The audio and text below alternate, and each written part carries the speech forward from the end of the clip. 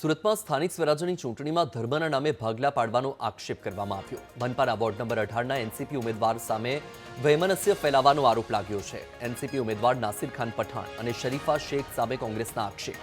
NCP ઉમેદવારોએ લોકોને આપેલી પત્રિકામાં મુસ્લિમ મતદારો જાગો લખ્યું। હિન્દુ મતદાર આપણને વોટ નથી આપતા તો આપણે તેમને કેમ મત આપીએ। વોર્ડ નંબર 18માં પત્રિકા ફરતી હોવાથી કોંગ્રેસ નેતાએ સવાલ ઉઠાવ્યા। કોંગ્રેસ नेता असलम साइकलवालाए सूरत जिला कलेक्टर ने फरियाद करी।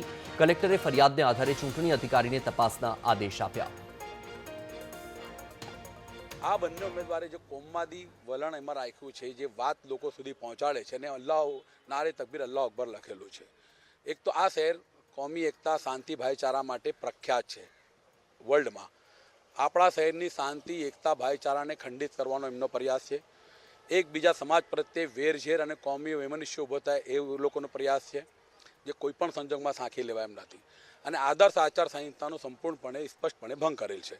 મારી કલેક્ટરશ્રીને ઈમેલ દ્વારા આજે રજૂઆત થઈ, પોલીસ કમિશનરશ્રીને રજૂઆત થઈ અને ચૂંટણી અધિકારીને રજૂઆત થઈ। આ બાબત બિલકુલ મારો જે ઈમેલ ગયો ને વિથિન 1.5 કલાક 2 કલાકમાં જ મને કલેક્ટરશ્રી દ્વારા રિટર્નમાં મને ઈમેલ મળ્યો કે તમારી જે રજૂઆત છે રજૂઆત સંદર્ભે ચૂંટણી અધિકારી જે છે વોર્ડ નંબર 18ના જે પુરવઠા અધિકારી છે નાયબ કલેક્ટરશ્રી એમને અમે તપાસ સોંપી છે।